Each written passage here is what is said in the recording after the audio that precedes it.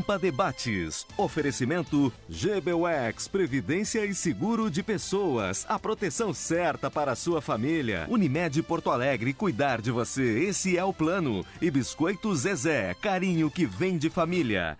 Estamos iniciando mais um Pampa Debates. Pampa Debates conta hoje com o nosso Francisco Marshall, deputado Sérgio Turra e o governador Rigoto, aguardando o Cláudio Bier. O Cláudio Bier, se não cuidar daquela agenda dele, é impressionante, né? É verdade. Tem que lembrar ele de meia hora que tem programa. Tudo bem, governador? Viu, mas o trânsito estava meio tranquilo, deu muita tranqueira a manifestação dos taxistas hoje à tarde, que fez que essa manifestação envolveu muito táxi, né?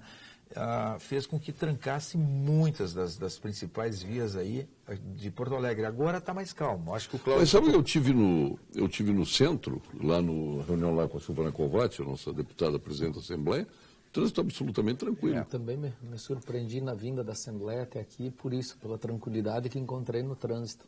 Mas houve um tumulto. Na Padre Cacique e eu me surpreendi com o tamanho da manifestação. Muito grande. Foi imensa. Chegaram a falar de 1.000 carros. À tarde, durante a tarde. Eu achei um número meio absurdo.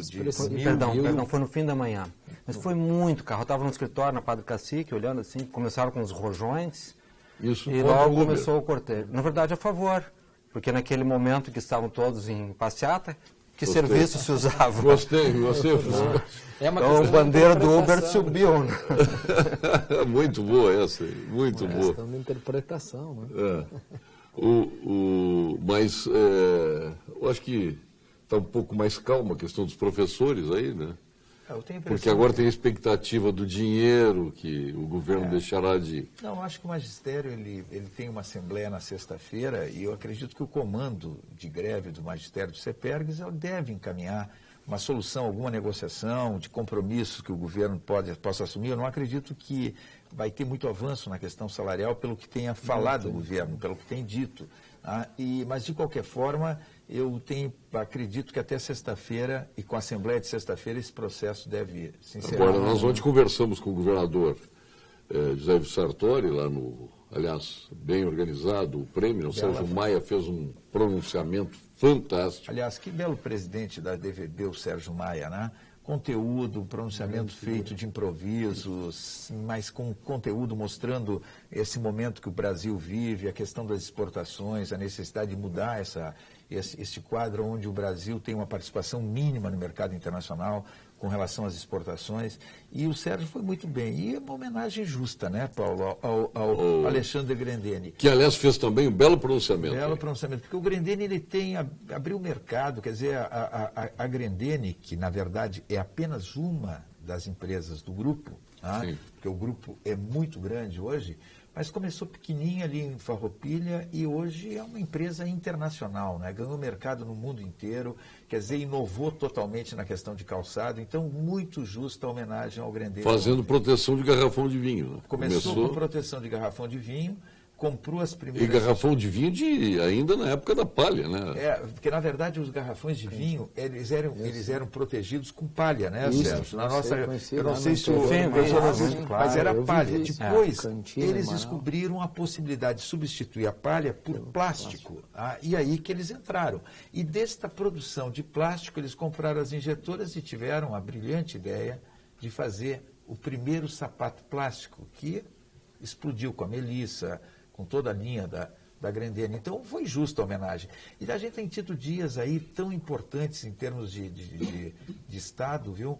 Primeiro, a repactuação da dívida, claro que não foi só para o Rio Grande do Sul, mas muito importante para o Rio Grande do Sul. Segundo, o governador apreciou o que foi feito?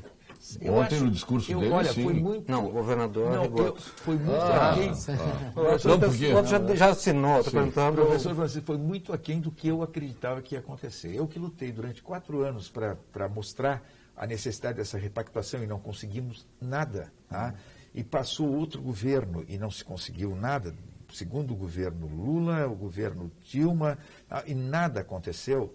Mesmo que o governo tivesse reconhecido a necessidade de mudar o indexador da dívida, agora, nunca eu acreditava que dentro da situação fiscal do governo federal nós teríamos uma suspensão do pagamento até o final do ano e depois um pagamento muito pequeno por alguns meses. Começa em 5%. Então, isto, professor Francisco, eu acho que foi uma conquista para os estados. Dá um respiro, né? Que dá um respiro. Mas os juros seguem correndo nesse período. Mas diminui também. Portanto, a razão principal da crise, que é a taxa de juros, que é indecente, segue referenciais que são extorsivos, ficou ainda... Não, mas o indexador muda. Quer dizer, ele passa para... o juro em vez de muda o indexador, no molde do acordo muda. Isso é o fato mais... Você tem notícias de, no total, 9 bilhões a menos de dívida.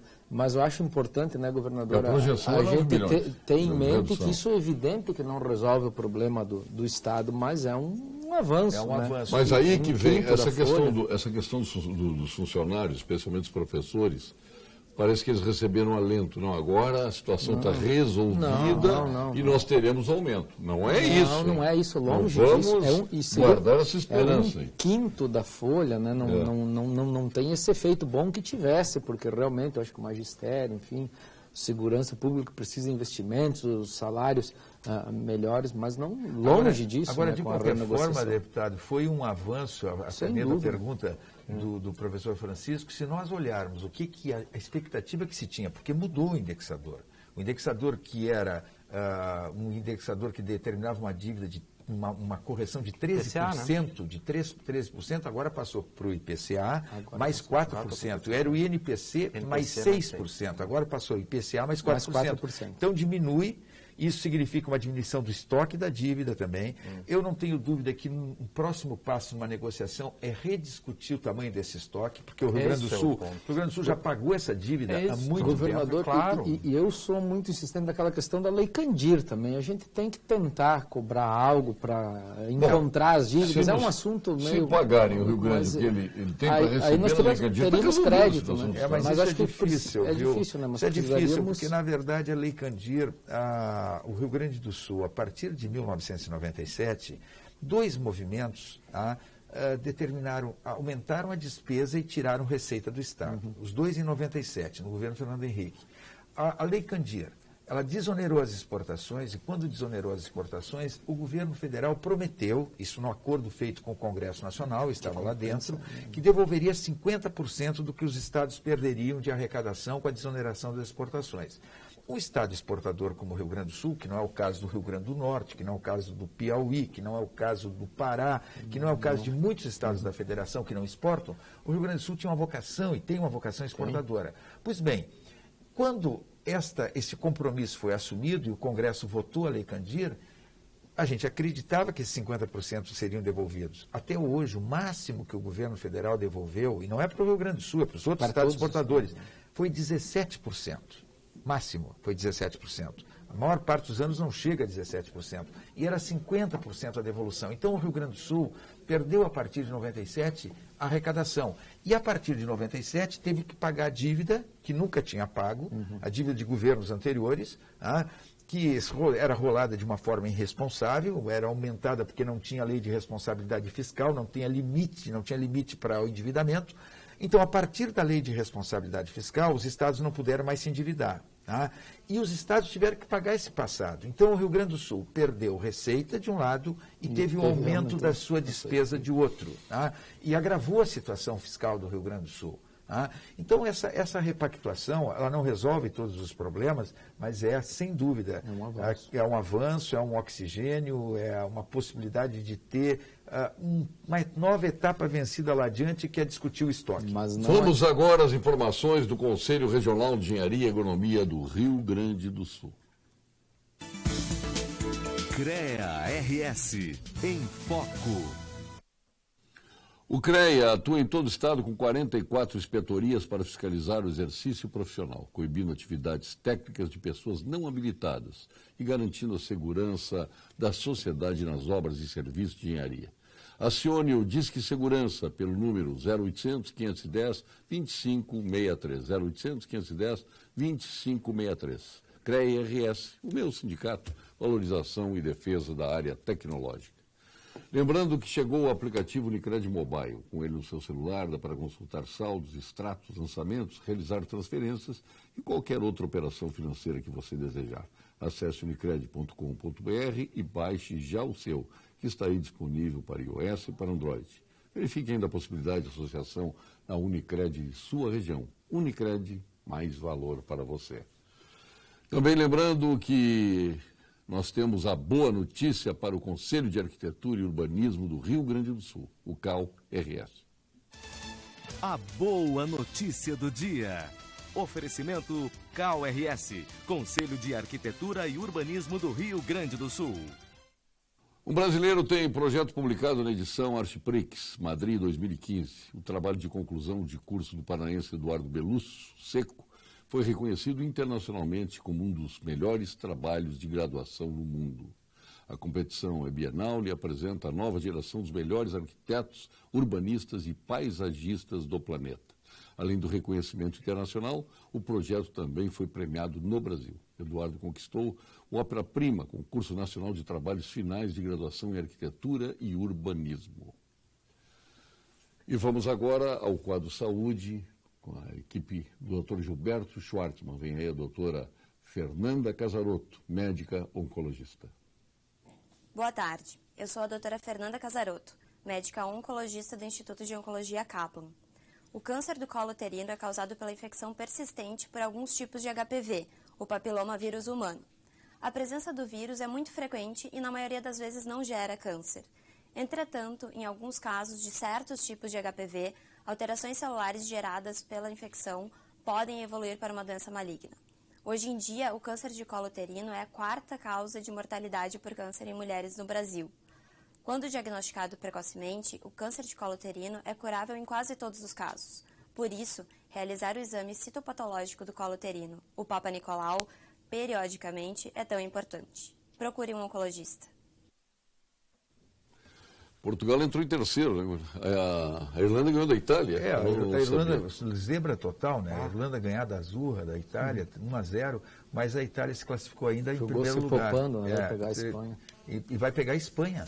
Vai pegar aqui jogaço. Itália e Espanha na próxima fase da Eurocopa. Né? E hoje tem um jogaço aqui também, além do Campeonato Brasileiro, que Grêmio Internacional estão fora, né? Tem um jogaço que é o jogo da Colômbia com o Chile, definindo quem vai enfrentar a Argentina, do Messi, jogando tudo. Pelo visto, quem vai sofrer com a Argentina, né? Embora aliás, o futebol da Argentina, eu não tenho visto muita coisa, mas está melhor que o futebol das seleções europeias hoje. Muito bem, com certeza. A Argentina. Com certeza. E nós olhando esses certames de binóculo. É verdade. Seleção brasileira. Envergonhados. Imagem da nação é envergonhados. Que vergonha. Quero dar um abraço para o Paulo Miller, que é pai do César Miller, dono do HP, que é o Curtume, lá de Portão, e ele é telespectador do programa, fundador do Curtume. Então, um grande abraço ao nosso amigo Paulo Miller, né? Ele estava conosco ontem lá. Então, eu posso também mandar um abraço? Claro.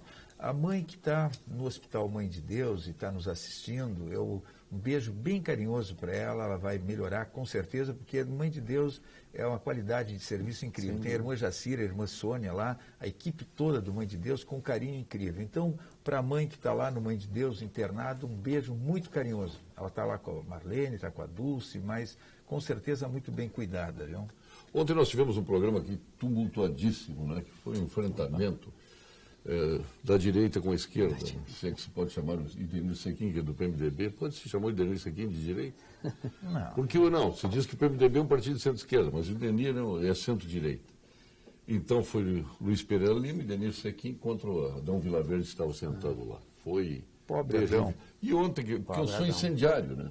Minha função é criar o debate aqui, né? Está preparando hoje alguma coisa. coisa. Soft, tranquilo. Mas ontem foi complicado. Ontem. Não tem fósforo, hein?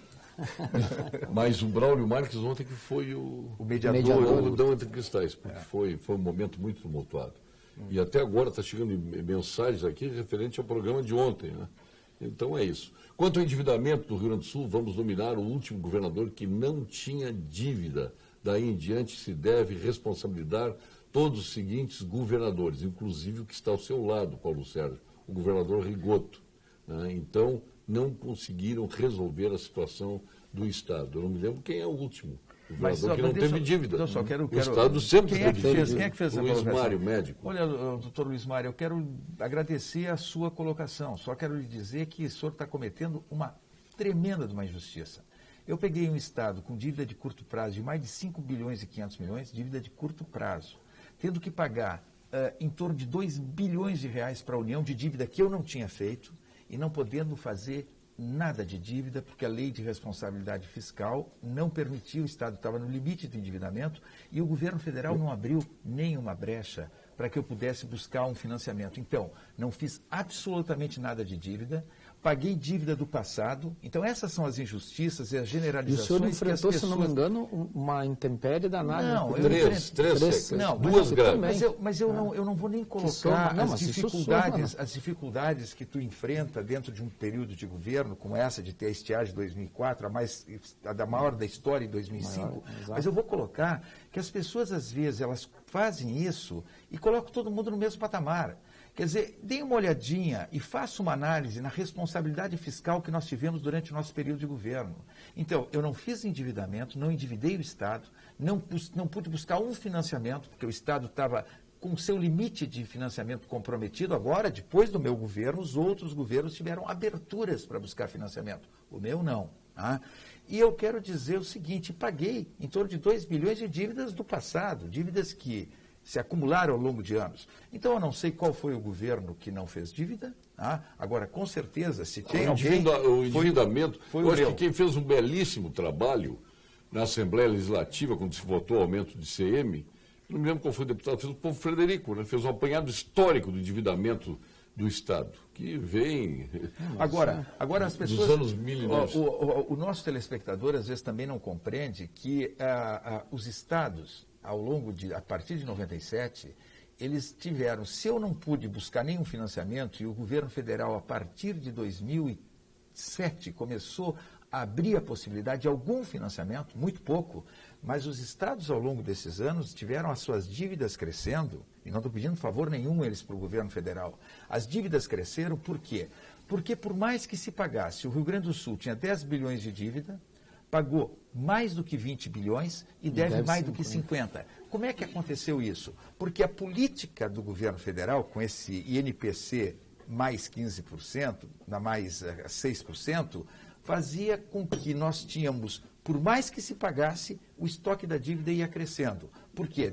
Por causa de uma política, de um contrato que teria que ter sido revisto, porque lá, quando ele foi assinado, a inflação era de 40%, a taxa básica de juros era de 25%, então o IPCA mais 6% naquele momento era excelente. Eu só vou lhe fazer umas perguntas. O senhor teve injeção de dinheiro de alguma privatização? Nenhuma. O senhor fez a IPO do Banrisul? Nenhum. O senhor recebeu dinheiro da CE atrasado? Nenhum. Eu não tive venda de ativos, eu não tive financiamento e eu quero que procure na história do Rio Grande do Sul um governo que teve esta realidade que eu tive ao longo dos meus 4 anos. Muito bem lembrado, viu, Paulo? Porque tu pode resolver, muitas vezes, o problema fiscal do Estado vendendo ativo.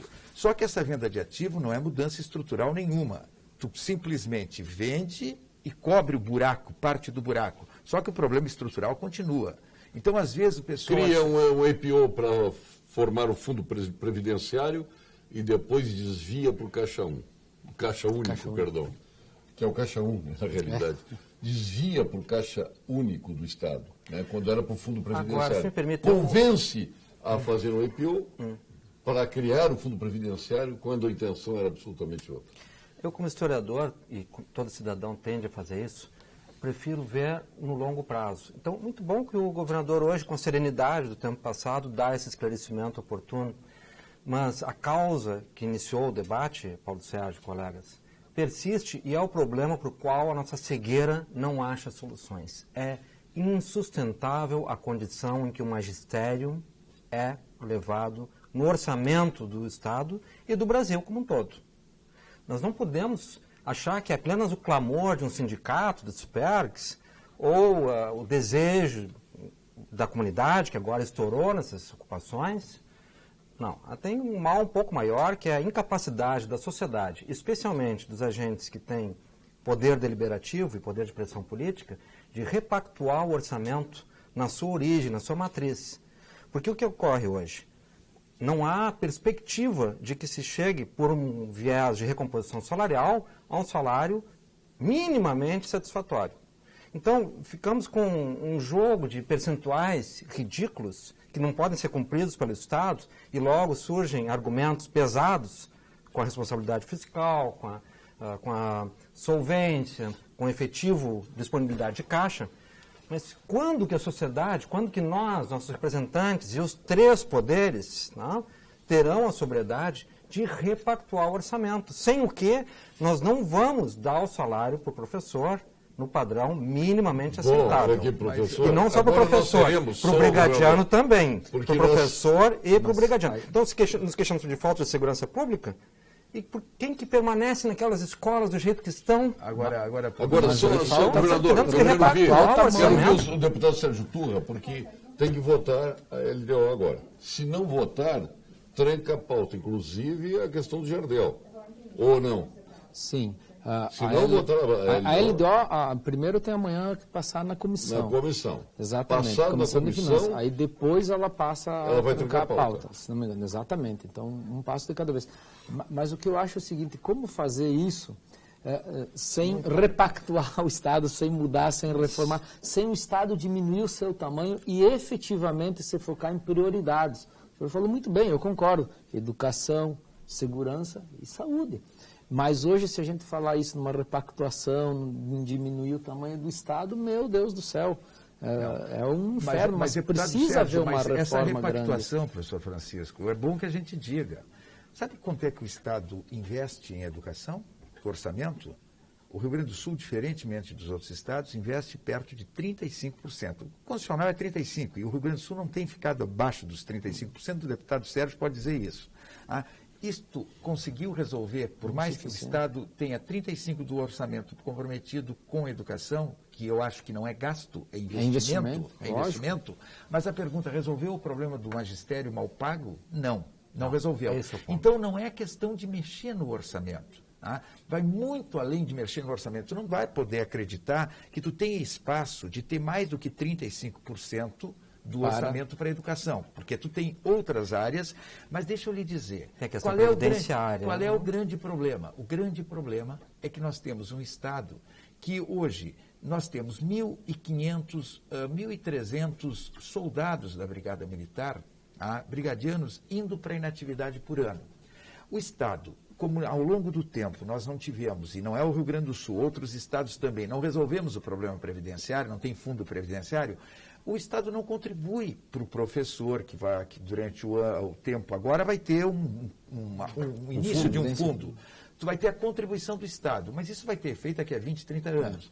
Mas o Estado não tendo contribuído ao longo do tempo, o que acontece? Quando o funcionário se aposenta, o Estado tem que pagar. E tem que contratar um novo para colocar no lugar deste, porque se tu não contrata um professor para substituir aquele que está se aposentando, tu tem um problema. Então, o grande problema do Rio Grande do Sul e dos estados, o Rio Grande do Sul é um estado mais antigo, é o fato de tu ter essa necessidade de resolver minimamente o problema previdenciário. Sim. Se nós não resolvermos isso, dificilmente nós vamos valorizar. Porque em qualquer outro lugar de uma empresa, quando o funcionário se aposenta, desafoga a empresa. Mas o Estado não. Está se agravando 54% da folha de servidor do Estado é de servidores inativos.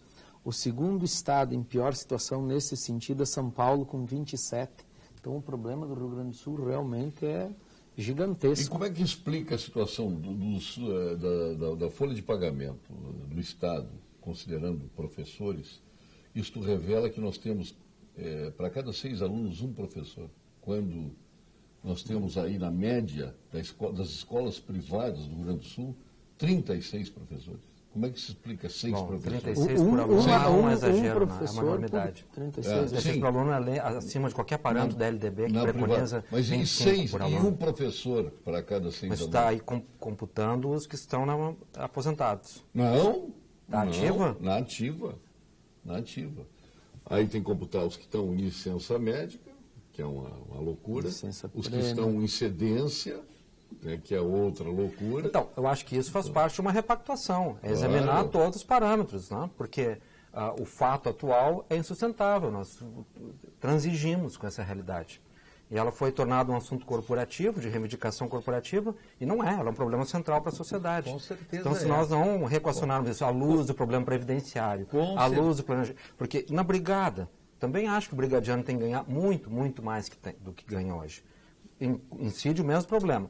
Mas com essas aposentadorias, me desculpem, oficiais da brigada, etc., são aposentadorias precoces. Claro. Um oficial se aposentar com um padrão de conhecimento, de preparo técnico que tem, esse salarial, 50 anos de idade. com 46, 44, 45 anos de idade. idade. Hoje em Rio Claro, São Paulo, Hoje no serviço Hoje- público no Brasil é constante. promovido. Hoje em Rio Claro, São Lamentável, Paulo, o empresário mas tem que demitiu mudar. 330 funcionários de sua fábrica de colchões e depois cometeu suicídio. Esta é a consequência do governo petista que aniquilou com a economia do Brasil. O Antônio aqui de Porto Alegre ele complementa. O historiador, presidente do programa, tem que combinar com os poderes judiciário, Ministério Público, Tribunal de Contas, Legislativo, que é uma casta para fazer a repactuação. Por exemplo, o auxílio moradia. É concebível que um Estado com o grau de carência que temos dê um prêmio para quem já possui o salário no topo na escala salarial dos órgãos de Estado, para cumprir aquilo que o salário se destina, porque o salário é para pagar isso, né? Habitação, alimentação, despesas que a pessoa tem. Então, criaram com notório interesse compensatório de ganho salarial esse aumento. O que significa isso? Significa menos dinheiro no Tesouro Público. Menos dinheiro, sim, no todo do orçamento. Então, quando eu falo repactuação, sim, alguém terá que ter a coragem. Eu não tenho poder nenhum, estou aqui dando poder de opinião. Não sou deputado, não sou vereador, nem você, não pretendo ser. Mas quem que enfrenta esses detentores de privilégios hoje com a crueza de dizer temos que repactuar o Estado? Não é possível esse grau de privilégios. Aí, professor Francisco, não é questão de enfrentar. Aí é questão que nós temos uma Constituição, tá, que ela determina a independência, é claro, o dispositivo constitucional, que determina a independência dos poderes. A autonomia, mais do que a autonomia, a independência dos poderes, que tem que funcionar de uma forma harmônica. Então, qualquer ação do Executivo, tá, em cima de um outro poder, isto fere a Constituição. Então, quando a gente fala em repactuação, eu acho que o Brasil ele vai ter que passar obrigatoriamente por uma repactuação enorme, que passe por reformas que há muito tempo estão sendo empurradas com a barriga, que corrija essas distorções. Agora, quando a gente olha essa situação de que os estados, com muito custo, conseguiram amenizar o problema das suas dívidas, parece que foi feito favor para os estados não foi. E eu diria, se nós não tivermos uma revisão do Pacto Federativo, que defina mais claramente as atribuições, as competências de cada ente federativo e do que vai financiar essas competências, nós vamos continuar com esses problemas. Ou seja, Constituição exclusiva, Constituinte exclusiva. Constituinte exclusiva, nós vamos chegar num ponto que, por mais que o Congresso Nacional resista a isso e vai resistir a isso, a pressão da sociedade para que essas reformas ocorram, e reformas que o Congresso já demonstrou que não quer fazer, vai ter que caminhar para uma Constituinte exclusiva. E é bom que o senhor explique para o nosso telespectador o que seria essa Constituinte exclusiva para as pessoas entenderem como ficaria mais fácil. Ora, os atuais mandatários não podem concorrer para compor o quadro de constituintes, e os que compuserem esse quadro de constituintes não podem depois disputar cargos. Logo, estão em absoluta isenção. Não estão tocados pela ambição política e pelo compromisso, mas, evidentemente, estão na hora de apresentar suas ideias em campanha, o que valoriza o que hoje é ausente no cenário político, debate de ideias, de programas. Logo, há uma natural seleção, quase darwiniana, entre os elementos nocivos da carreira política, que é a excessiva ambição de poder, a cupidez de honras, e as máquinas que presidem esse processo, que estão ligadas ao processo eleitoral convencional hoje. Isso é praticamente descartado com uma Constituinte exclusiva. Então, o eleitor vai atrás da pessoa prudente. Inclusive, o candidato independente, né, governador, que pode ser muito bem valorizado numa Constituinte exclusiva, independentemente do sistema partidário. Boa noite, Paulo Sérgio. Fiquei muito feliz em ter te conhecido pessoalmente ontem à noite, quando fui agraciado com o Prêmio Exportação. Sou um jovem empreendedor de 30 anos e estou levando o nosso Estado para o mundo. Na crise, os criativos vêm à tona. Parabéns pelo programa. O Júlio Becker, engenheiro químico da empresa NG de França. Eu sou engenheiro desempregado, mas os engenheiros agora estão mandando até na saúde, né? Agora quem comanda a saúde no país é um engenheiro, nosso colega que viajou conosco, o Ricardo Barros. Ricardo Barros. Engenheiro, um grande colega. Mas quero anunciar aí, junto com o Marshall, que está aqui, o deputado Sérgio Turra e o governador Rigoto, a presença de Cláudio Amoretti Bier, nosso presidente do Sindicato de Máquinas e Equipamentos Agrícolas do Rio Grande do Sul. Como diria meu amigo Mano Change, uma grande presença. Né? Verdade. Boa noite. Em primeiro lugar, eu quero pedir desculpa a vocês e quem está nos vendo, Paulo Sérgio, por ter chegado tarde. Hoje Porto Alegre está um caos. Eu saí de casa para vir para cá e o trânsito não me deixou chegar no horário que eu gostaria de estar com vocês, até para participar mais. Pessoas como o ex-governador Rigoto, foi um dos meus padrinhos lá na Expo Inter, Paulo Sérgio. O governador foi uma das pessoas que acreditou no sindicato, acreditou... O que o senhor fez pelo Expo Inter não tem tamanho. Não, mas fez porque eu tive... pessoas como o governador Rigoto que... A Casa Branca estava destruída quando ele assumiu. Era um horror. É verdade. E eu tenho orgulho de ter participado disso. E nós também fizemos da área das máquinas agrícolas lá, transformamos aquilo lá, né, governador? Impressionante. Era um charco, era uma área completamente atirada. E nós conseguimos, o governador acreditou no nosso sonho, nós mostramos para ele. Eu me lembro que faltava 15 dias para começar uma Expo Inter e o governador me telefonava de 3 em 3 horas. Mas e a ponte? Eu testemunhei várias vezes, estive com ele, e ele mandando fazer isso, faz aquilo. O ponte disse que não vai sair, que a ponte não vai ficar pronta. Vai ficar, governador, ele acabou ficando. Nós mudamos aquele parque Assis Brasil, e uma das obras que se fez naquele momento foi a nossa rua coberta, o nosso famoso Boulevard. E o Boulevard, nada como o tempo. Aquele Boulevard onde as pessoas passeiam, se encontram, tem os lugares. Bom, mas o Boulevard é um lugar excelente. E sabe quem é que esteve nos ajudando para concretizar aquilo? Adivinha Sérgio quem? Maia. Sérgio Maia. Claro. Que ontem Olha aqui, já que é para jogar confete serpentinas, o governador Rigoto diz aqui, o Rigoto recebeu o governo de quem? E de qual partido? A situação era crítica, eu lembro. Ele deixou em ordem para Ieda levar em mares mais navegáveis. O Sartori recebeu o governo de quem? De qual partido? Hoje a situação é bem pior. Não adianta, onde o PT passa, não sobra pedra sobre pedra. O Paulo de Gravataí. Faltou o Vila Verde aqui, então. Mas é uma constatação. Eu não acho tão feliz a constatação. Por exemplo, o empresário que teve esse destino infeliz, né?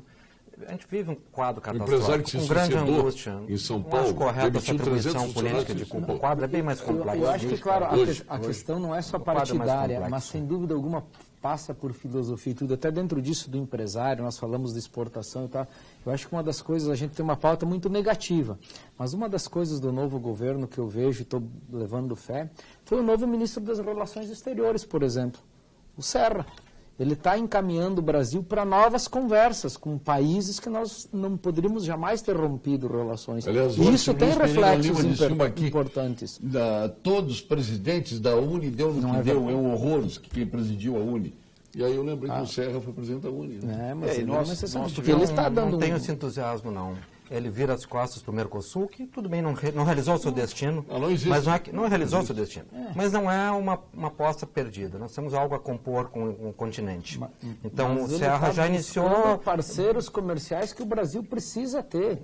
Fortes, importantes. Muito crítica. O Itamaraty critica fortemente. O Mercosul, nós perdemos a grande chance. Apanhamos. Eu tenho uma ideia sobre o Mercosul, eu acho que nós perdemos a grande chance, Paulo Sérgio e companheiros de mesa aqui. Nós podíamos ter feito do Mercosul um Chicago, a segunda bolsa de Chicago. Vocês não se dão conta que se nós uníssemos a Argentina, o Brasil, o Paraguai, o Uruguai, nós temos a maior produção de soja do mundo. O Chile conversa com os países que nós estamos falando que o Brasil não conversa. Paulo Sérgio. Quer dizer, esses países do Mercosul, se unissem, nós teríamos a maior quantidade de gado do mundo. nós mandaríamos no preço da carne, no preço da soja, no preço do arroz, nós teríamos, mas infelizmente não deu certo essa união. Até no petróleo, o Brasil e a Argentina. Mas olha, é um processo complexo. Mas é um processo complexo. Eu não acho que devemos abandonar. Não, o professor Francisco, não é que abandonar. Na verdade, o Mercosul, eu acho que não pode se abandonar. Eu acredito que o nosso bloco, mesmo que ele esteja pelas caronas, e muito principalmente por culpa da Argentina ao longo desses anos, que se isolou, que procurou romper acordos. Prevalece ainda vezes. Então a Argentina não ajudou no fortalecimento do Mercosul. Mas o Mercosul, o que o deputado Sérgio coloca, é que, na verdade, infelizmente, o governo federal, ao longo de muito tempo, focou o Mercosul. Mesmo sabendo que o Mercosul não estava dando certo, eu concordo, não pode se abandonar o Mercosul, não se pode a ideia de um bloco regional. Agora, vendo que o Mercosul não estava dando certo, ele tinha que ter olhado para o que fez o Chile, que fez o Peru, que fez acordos comerciais, acordos bilaterais, com mais de 40 países cada um, abrindo o mercado. Então, se tu pega o desenvolvimento do Chile, o desenvolvimento do Peru, o desenvolvimento da Colômbia, devido a esses acordos bilaterais... A Colômbia não entrou nesse. Não entrou também fez. Não, algo assim, não no acordo desse. Não, eu estou dizendo acordos bilaterais. Sim. Não, eles não... Ou do Pacífico, a Colômbia não entrou. O que eles fizeram, Paulo? Eles procuraram, enquanto que o Brasil, ao longo desses anos todos, tem 3 acordos bilaterais, um com a Jordânia, um com Israel e outro com... São 3 países que nós temos acordos bilaterais. O Chile tem mais de 40. O Peru tem mais de 40. Quer dizer, nosso acordo foi com a Venezuela. E isto fez com que nós não abríssemos o nosso mercado como eles abriram. Então, eu diria, não é esquecer o Mercosul, mas é focar de uma forma diferente essa busca de novos mercados para os produtos adidos agrícolas, nós tínhamos 8, agora me parece que passou para 23. Não sei se foi obra só agora, do novo governo que entrou, que me parece até muito recente para ser tanto. 8 só adidos agrícolas, um país vocacionado a produzir alimentos, para vender o nosso produto lá para... O Serra atacou e segue atacando os BRICS e o banco, que foi uma das grandes iniciativas de diplomacia internacional do Brasil, que envolve 2 dos maiores parceiros comerciais do Brasil, que compram a carne e a soja do Brasil, a Rússia e a China. Então, primeiras declarações do Serra e continuidade do seu programa atacam esse campo, que é o campo mais pródigo para a colocação dos produtos que exportamos.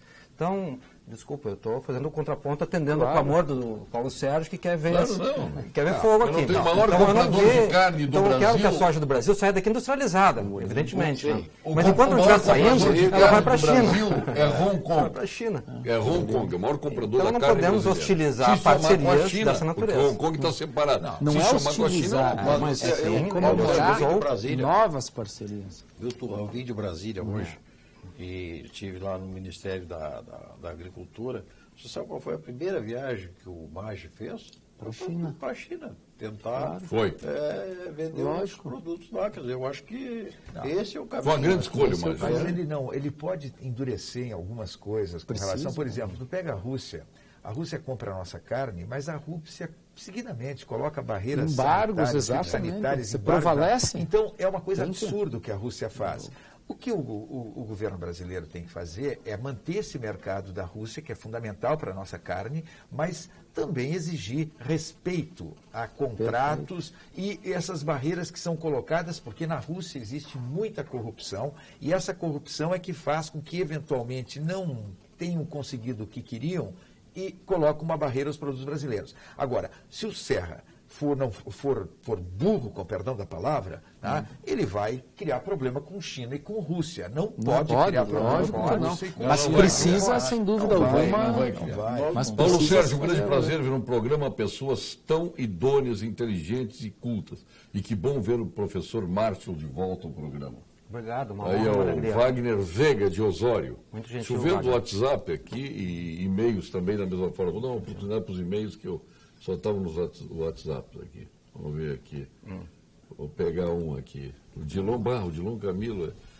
Como vai você? Eu preciso saber da sua vida. Assim falou o poeta, é assim que inicio dando um alô especialmente aos coxinhas que bateram panela e foram para as ruas pedindo fora Dilma. Agora eu pergunto aos coxinhas, Como vai você? Melhorou? Está satisfeito com o governo Temer e seus ministros? Se você me responder que melhorou e está satisfeito, já sei que você não brigou e lutou contra a corrupção. Paulo, eu acho... Forte, hein? Forte? Mas a quem se destina? Não, onde é que estão? Aos coxinhas. Sim, mas onde estão? Eu acho o seguinte, o novo governo... Olha, dependendo da filosofia, posso ser, se acharem-se os rótulos que servem golpista, né?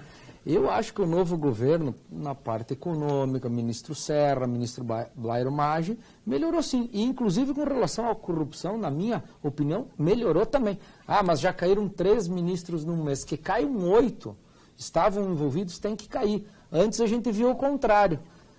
Foi citado o nome... Bom, vem para ser meu chefe da Casa Civil. Ou eu mantenho lá no caso do Mercadante até o impeachment. Então, eu acho que, inclusive, com relação a essa questão moral da corrupção, melhorou também. Agora, então, se eu respondi o nosso...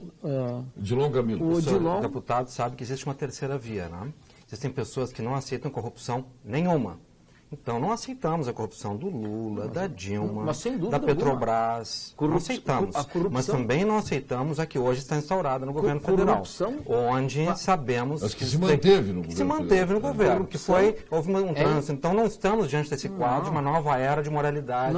Jorge Marini, omertá, essa é a primeira regra das organizações mafiosas. Sendo assim, o presidente não sabia de nada, o ministro não sabia de nada, o senador não sabia de nada, o deputado não sabia de nada, o prefeito não sabia de nada, o vereador não sabia de nada. Ninguém assume as responsabilidades pelo rombo. A culpa sempre é dos outros. A coisa mágica no Brasil é que corrupto e corruptor parecem ser a mesma pessoa.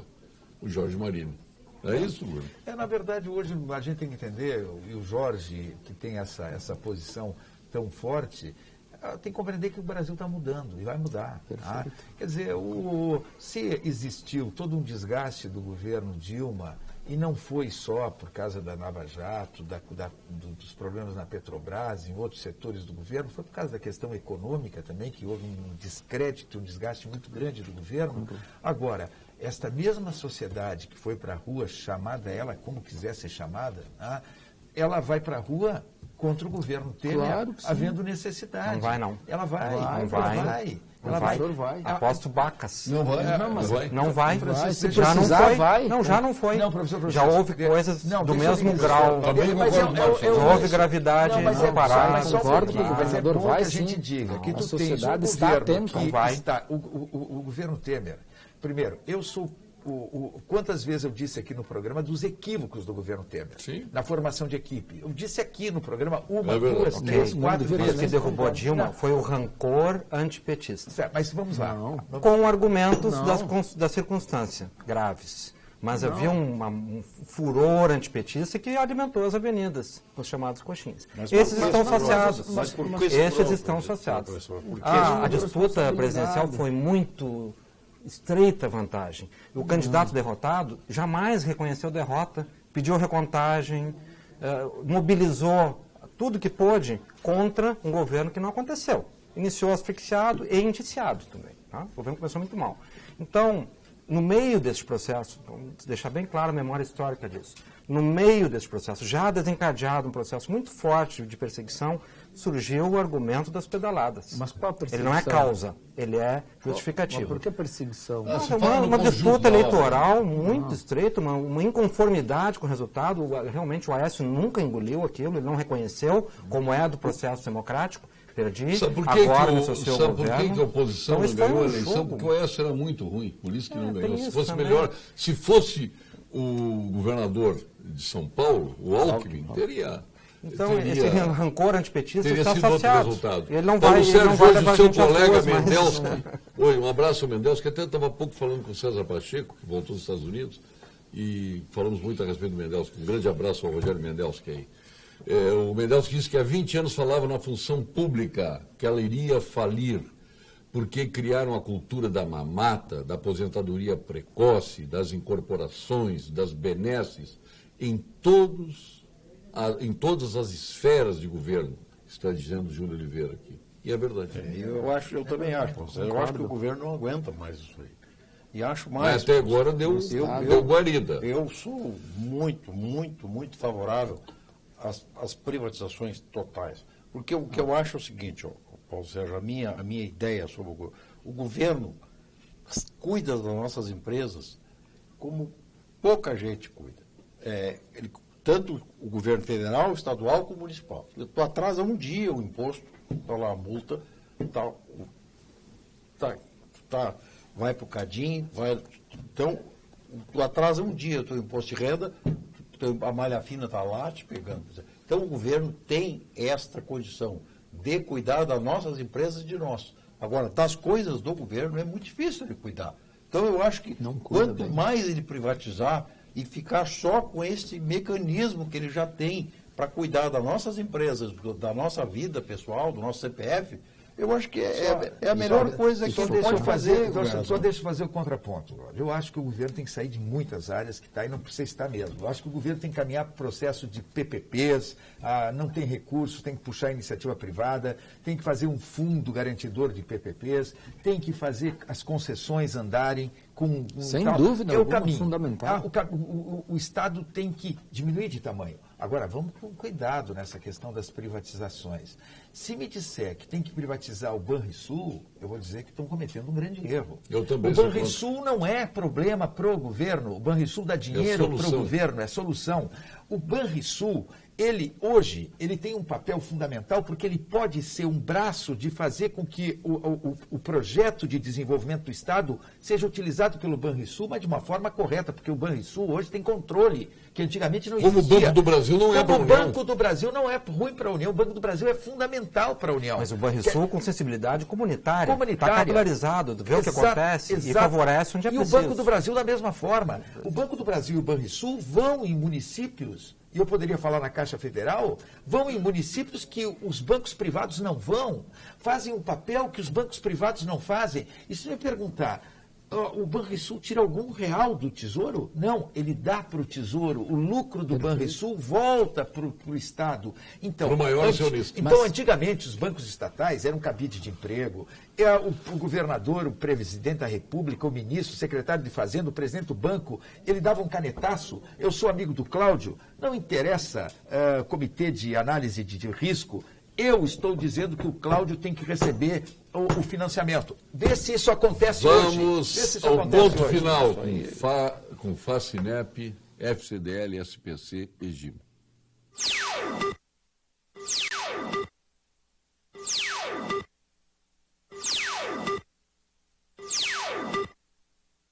Ponto final.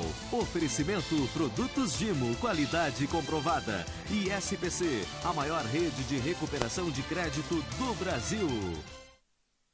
Paulo Sérgio Bancada, fazer como os tigres asiáticos, toda escola com horário integral e profissionalizante. Podemos fazer acordos com o Senai, Senac, Sebrae, formar técnicos de ensino médio, já com orientação para o mercado de trabalho e empreendedores, se valendo com a informática voltado para as mídias sociais e jogos, além de aplicativos. E quanto ao Mercosul, fazer um acordo urgente com o Chile, com estrada de ferro direta para vender nossos produtos com acesso ao Pacífico. Outro ponto é a falta do mercado de Estado, ideias inovadoras que depois valem bilhões de dólares. É que está entrando aqui os WhatsApps. Tu sabe, exemplo, Paulo, Uber do mundo e por aí vai. Sabe, Paulo, que um grande defensor dessa ligação Brasil-Chile morreu hoje. Nós perdemos o João Taivel hoje, que foi o cara que defendeu essa ligação. A vida dele, ele colocou isso como um foco incrível. Então, a nossa homenagem... Focado em Antofagasta, né? Exatamente. A nossa homenagem ao João, porque o João realmente foi um guerreiro nesse sentido. Márcio, o seu ponto final. Participei hoje do júri final do Prêmio Boas Ideias de Sustentabilidade. E então quero dizer que ali tem um foco de boas notícias extraordinário. Foram 150 inscritos em todos os campos, meio ambiente, educação, inovação tecnológica, projetos, pesquisa, projetos extraordinários, com tecnologias limpas, com mudanças comportamentais, com mudança na educação. A luz de inteligência que eu vi ali é algo muito raro e que dá uma esperança nesse cenário de angústia que o Brasil vive hoje.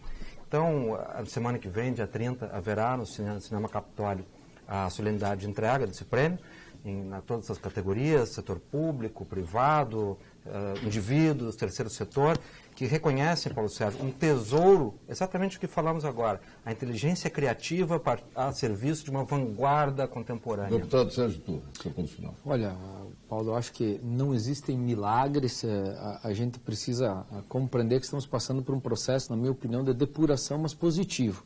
Eu acho que política e políticos precisam continuar sendo valorizados, separados, distinguidos de todos os partidos, professor, há bons e ruins. Os ruins que fiquem nessa peneira que nós estamos passando. E a única maneira de mudar a política é fazer política.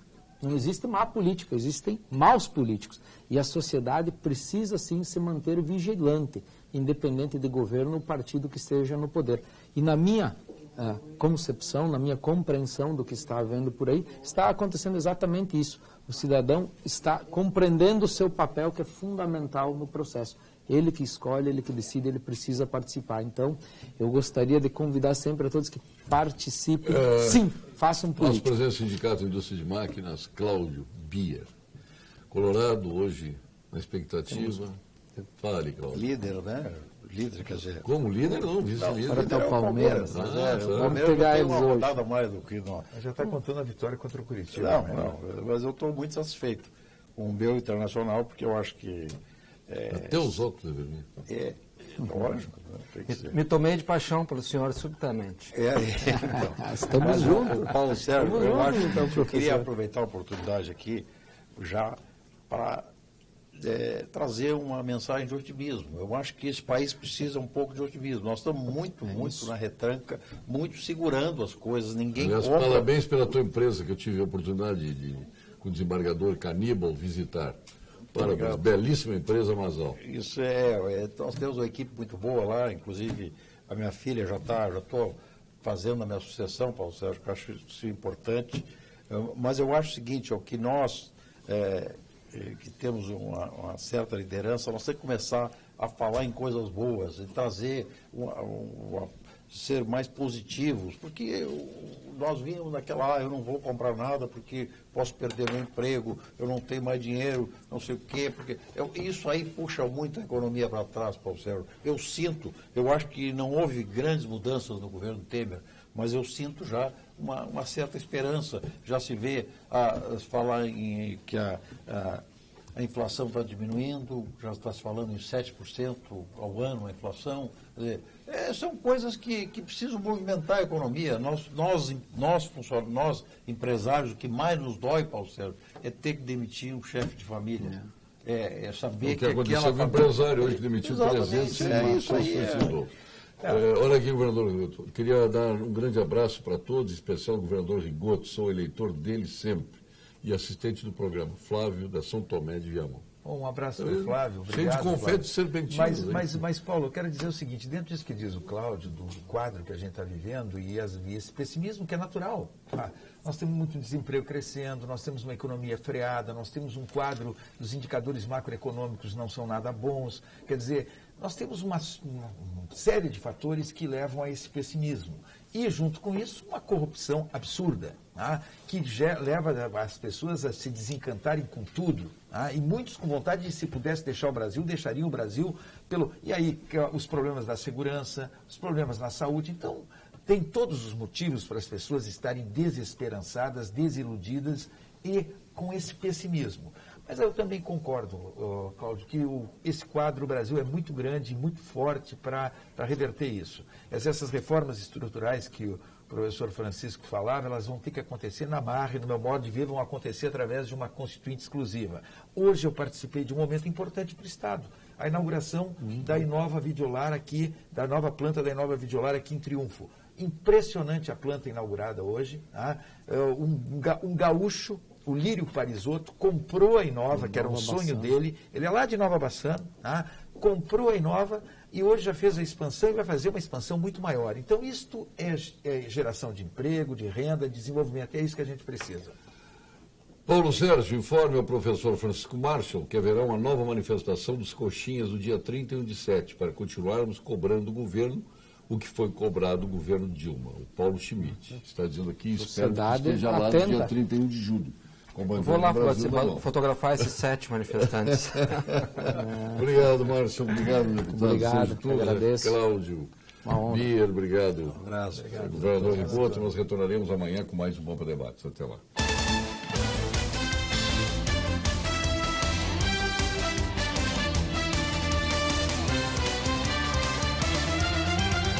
Pampa Debates. Oferecimento GBUX, Previdência e Seguro de Pessoas. A proteção certa para a sua família. Unimed Porto Alegre, cuidar de você. Esse é o plano. E Biscoito Zezé, carinho que vem de família.